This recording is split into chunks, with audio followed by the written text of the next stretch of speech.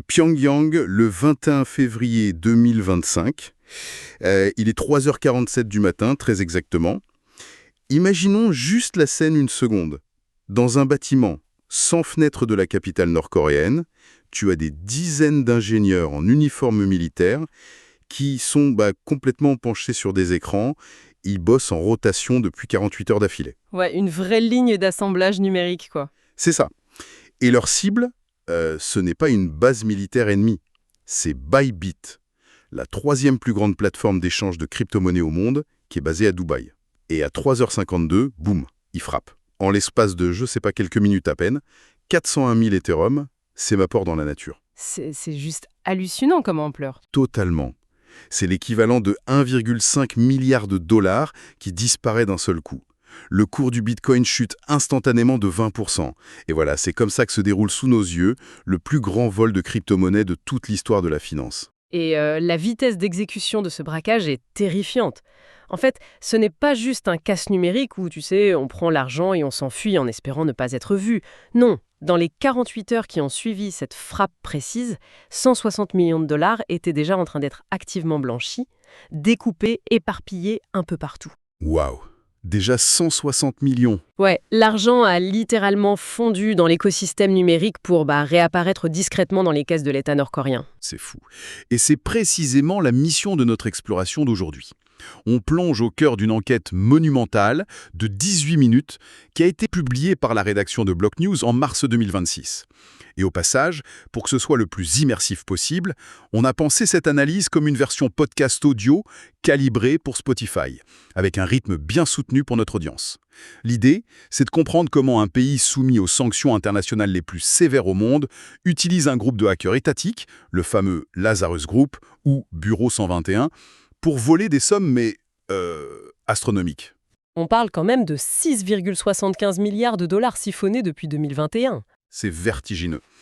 Et le but ultime de tout ça, financer un arsenal nucléaire et des missiles balistiques. Donc le fil conducteur de notre discussion, pour ceux qui nous écoutent, ce n'est pas juste une suite de lignes de code informatique un peu abstraites, c'est vraiment l'évolution d'une arme de guerre. On va décortiquer comment ils sont passés de l'intimidation d'un studio de cinéma à Hollywood, à l'infiltration de nos entreprises via de faux profils, jusqu'à l'automatisation par l'intelligence artificielle en cette année 2026. Et pour bien saisir l'ampleur de la menace que représente Lazarus aujourd'hui, je pense qu'il est crucial de comprendre la genèse de cette machine. Avant de subtiliser des milliards sur la blockchain avec une telle précision, ce groupe a dû affiner ses tactiques, tu vois, à travers une série d'essais et d'erreurs assez spectaculaires. Wow. Ils n'ont pas commencé par des milliards directs. Exactement. Le Bureau 121, ce n'est pas un collectif d'adolescents isolés dans un sous-sol en sweat à capuche. C'est une unité d'élite du renseignement militaire nord-coréen. En fait, ils repèrent et recrutent les esprits mathématiques les plus brillants dès l'enfance. Dès l'enfance, sérieusement. Ouais, dans les meilleures écoles du pays. Parce que pour un État avec un PIB aussi faible, la cyberguerre, c'est l'arme asymétrique absolue. Le coût d'entrée est dérisoire, quelques serveurs, une connexion Internet qui passe souvent par la Chine, mais le potentiel de destruction est mondial. C'est clair. Et le monde entier a justement découvert ce potentiel d'une manière assez surréaliste en 2014. C'est le premier grand coup de tonnerre sur la scène internationale. Et ça n'a absolument rien à voir avec des banques ou de la crypto. Ah oui, l'affaire Sony. Ouais, c'est une histoire de cinéma hollywoodien. Sony Pictures préparait la sortie de The Interview. C'est cette comédie un peu burlesque avec Seth Rogen qui met en scène un complot d'assassinat contre Kim Jong-un. Il y a un truc profondément ironique quand on y réfléchit. Une comédie potage d'Hollywood a littéralement déclenché la première grande offensive cybernétique d'un État souverain contre une multinationale. C'est un scénario de film en soi. Grave. Le régime nord-coréen a pris ce film comme un acte de guerre, au sens propre. En novembre 2014, les hackers s'introduisent dans les serveurs de Sony. Et là, ils ne cherchent pas à voler de l'argent ou à demander une rançon, ils cherchent juste la destruction pure et simple. Ouais, on est vraiment dans l'ère du vandalisme politique pur à ce moment-là, en fait. Ils utilisent ce qu'on appelle en cybersécurité un wiper. Un wiper, Voilà. c'est-à-dire un truc qui efface tout. C'est ça. Contrairement à un virus classique qui s'installe discrètement pour espionner, le wiper a pour seule fonction d'effacer les disques durs de manière irréversible, de corrompre les données jusqu'à ce que la machine ne soit plus qu'un bloc de plastique inutile. Le bilan pour Sony a été catastrophique. On parle de 85 millions de dollars de dommages directs. Ah ouais, quand même? Des scénarios de films non sortis jetés sur le net, des emails confidentiels de dirigeants exposés et des milliers d'ordinateurs d'employés totalement morts. Mais le truc, c'est que le vandalisme, aussi destructeur soit-il, ça ne remplit pas les caisses de l'État. Donc très vite, leur doctrine évolue.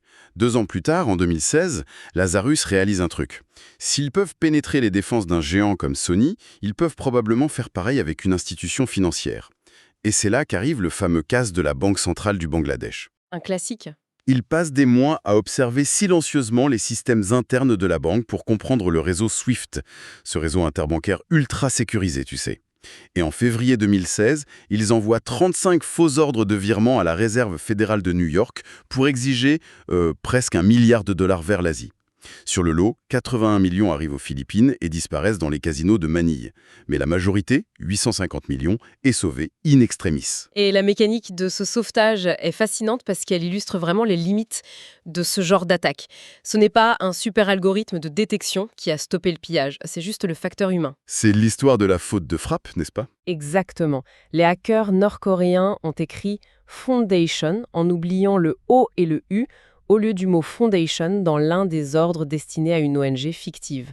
Et un employé de la Deutsche Bank a tiqué sur cette erreur d'orthographe bête. Il a bloqué la transaction.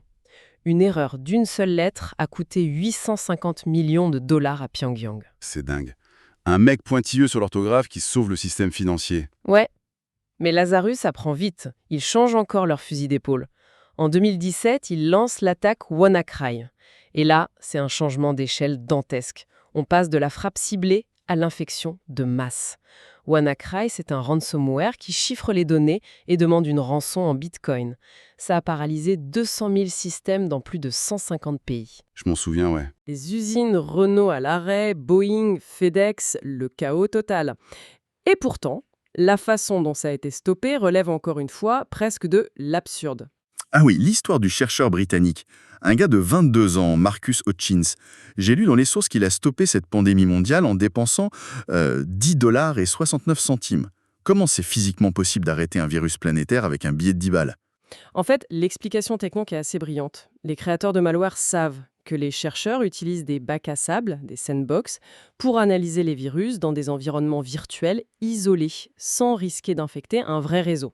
Donc, Lazarus a programmé WannaCry avec un mécanisme d'évasion. Avant d'attaquer, le virus tentait de se connecter à un nom de domaine Internet totalement absurde, une suite de lettres aléatoires. D'accord, un site qui n'existe pas. Voilà. L'idée, c'est que si le virus réussit à se connecter à ce faux site, il déduit qu'il est dans un bac à sable ou en simule Internet pour lui répondre oui.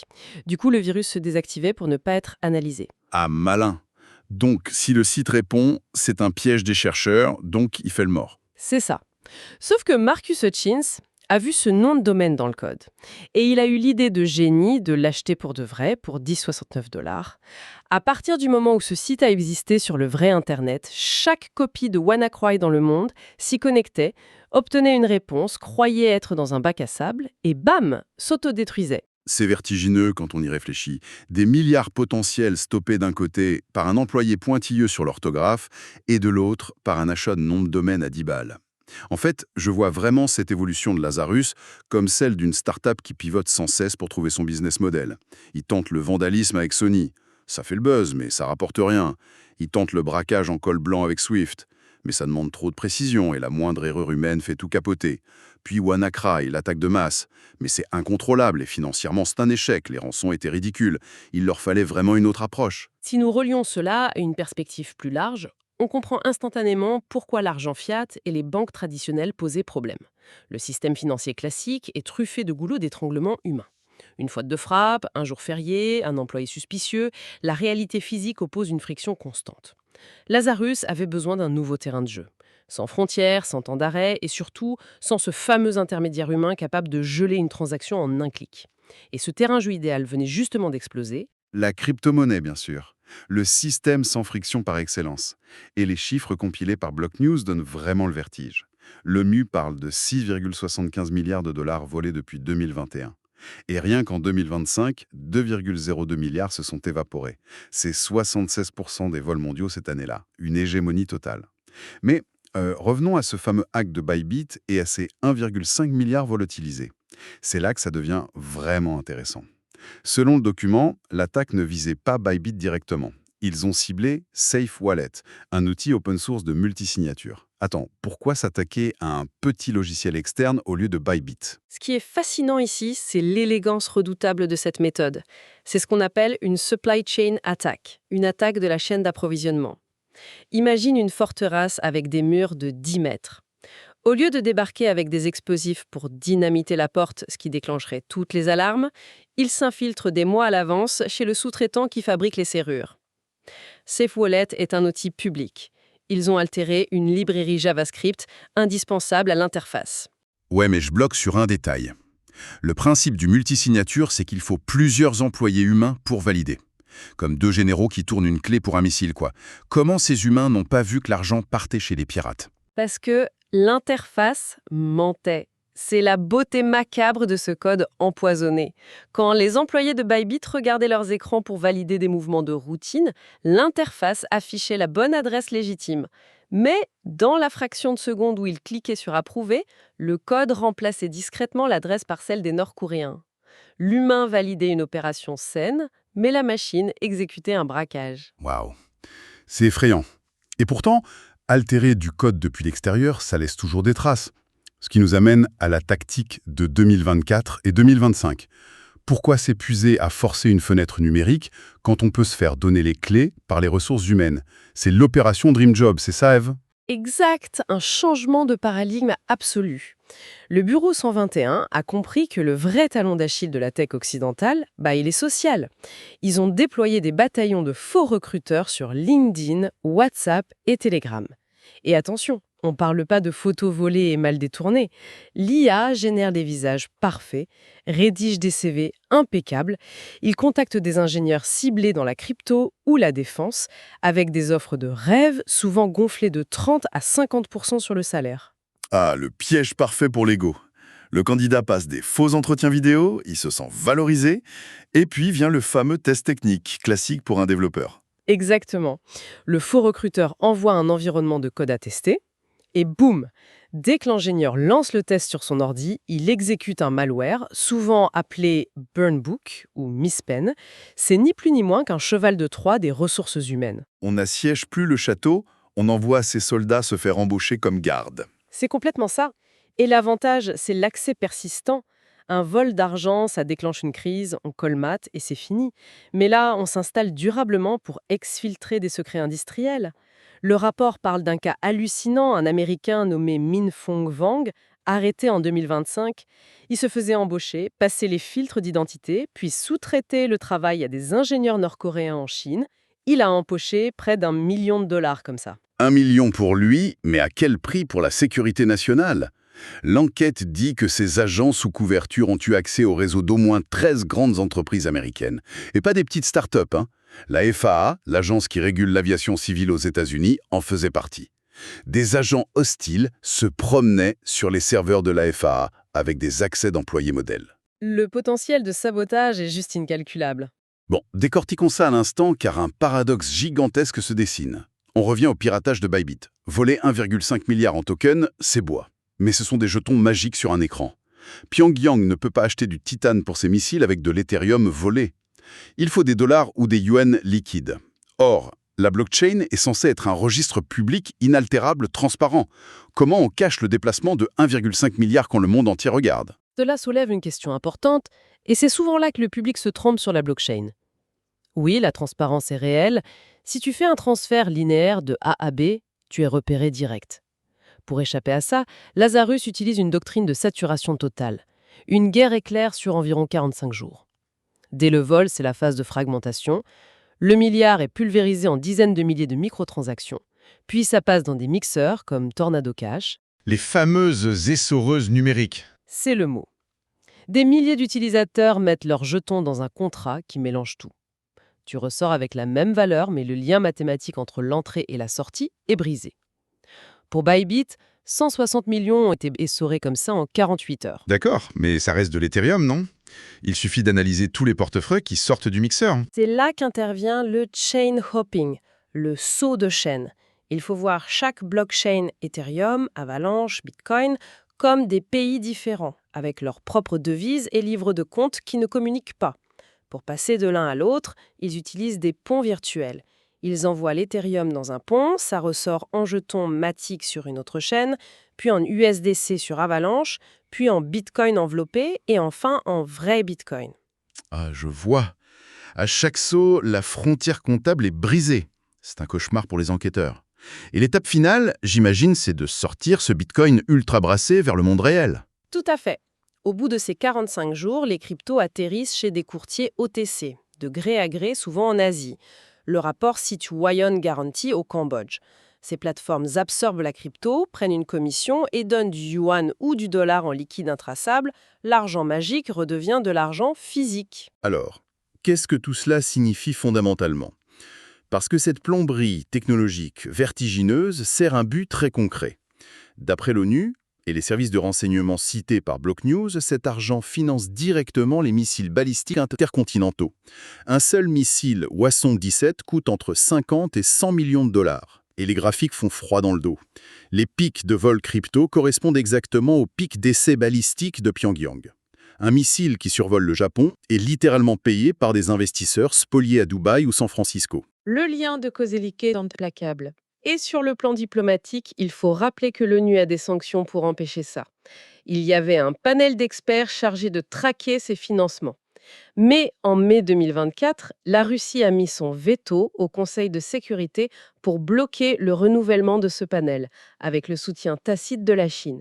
Donc on n'est plus face à de simples criminels, mais face à un État qui s'arme grâce à une paralysie institutionnelle assumée. Ce qui nous propulse directement dans l'avenir. L'enquête pointe vers 2026 et l'intelligence artificielle. Et c'est sombre. On parle plus juste de faux profils LinkedIn. Les LLM peuvent générer des hameçonnages psychologiquement parfaits.